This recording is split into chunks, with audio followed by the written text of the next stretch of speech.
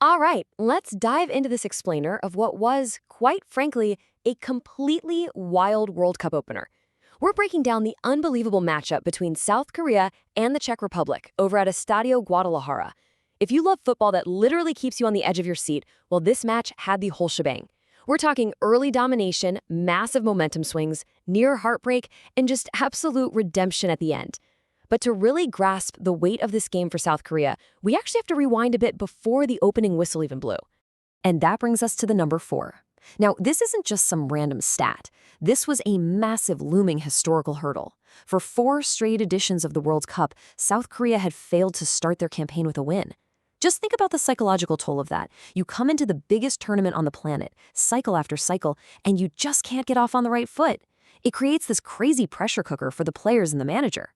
Breaking this opening game curse was absolutely the number 1 priority for this squad stepping onto the pitch. So let's get right into Act 1, Dominance Without Reward. Right from the jump, Hong Myung-bo's South Korean side completely dictated the pace, the tempo, basically the entire feel of the match.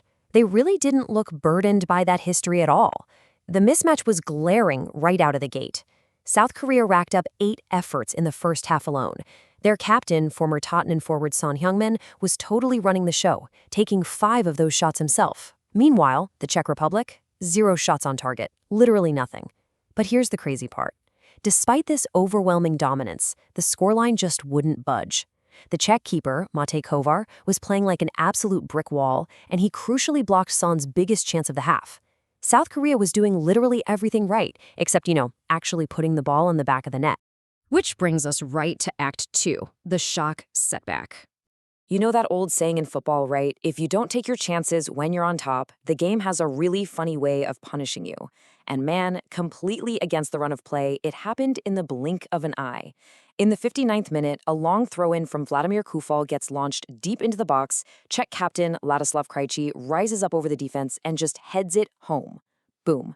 Just like that, the Czech Republic takes a 1-0 lead. And what makes this so staggering is that this was their very first shot on target in the entire game. 1 chance, 1 goal. So suddenly, South Korea is staring right down the barrel of that exact same historical curse, trailing in an opener they had completely dominated. But they didn't fold. And that brings us to Act 3, the spark and the chaos. It's honestly in moments like these where a team's true character really shows itself. They could have let the weight of those past 4 World Cups completely crush them. But instead, it took them merely 8 minutes to mount this furious fight back. The spark came from Feyenoord defensive midfielder Hwang Hee-chan in the 67th minute, and he delivered an absolute masterclass in composure. Let's break down this brilliant 3-step sequence. Step 1. The incredibly lively Kang-in finds Hwang inside the penalty box with just a perfect pass. Step 2, instead of panicking and blasting it, Hwang hits them with this beautiful fake shot that totally deceives the Russian keeper, Matej Kovar, pulling him right off his line. Step 3, with the keeper totally out of the picture, Hwang calmly scoops the ball right over him and into an unguarded net. It's 1-1, and the crowd goes absolutely wild. Tracing exactly how this all unfolded, you can see how things spiraled into total chaos over this frantic 23-minute span. We jump from the shock Czech goal at the 59th minute right to Hwang's brilliant equalizer at the 67th. But trust me, the drama was far from over. The final 15 minutes of this match, an absolute emotional roller coaster that had pretty much everyone breathless. Let's zero in on that 78th minute for a second. Just when South Korea felt they finally had the momentum back, disaster seemingly struck all over again. The Czech Republic executed another incredibly dangerous set piece.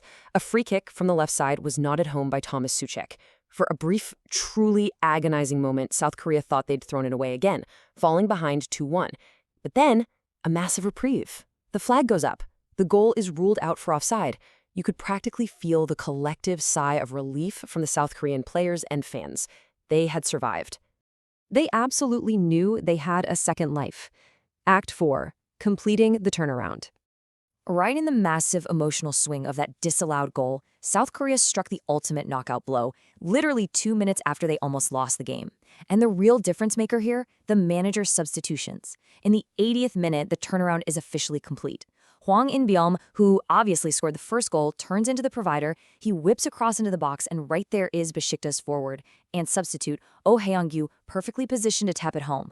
South Korea takes a 2-1 lead. It is just a textbook example of tactical in-game adjustments paying off brilliantly on the absolute biggest stage.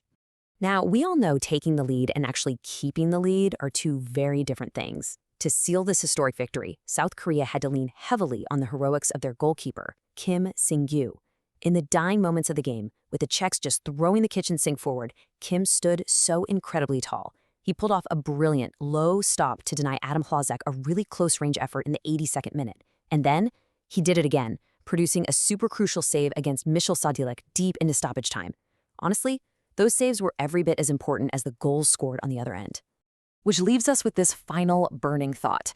By securing their first winning start in 4 World Cups, South Korea didn't just walk away with 3 points. They shed a massive, massive psychological burden. They proved incredible resilience, coming from behind, surviving some real scares, and ultimately just finding a way to win. It was a total team effort, from the attackers and the midfield spark to the super subs, right down to the goalkeeper laying it all on the line. So the big question we have to ask now is, having finally broken the curse and built up this kind of wild, dramatic momentum, just how far can this South Korean team actually go? Because if this opener is any indication, they are going to be a wildly fascinating team to watch.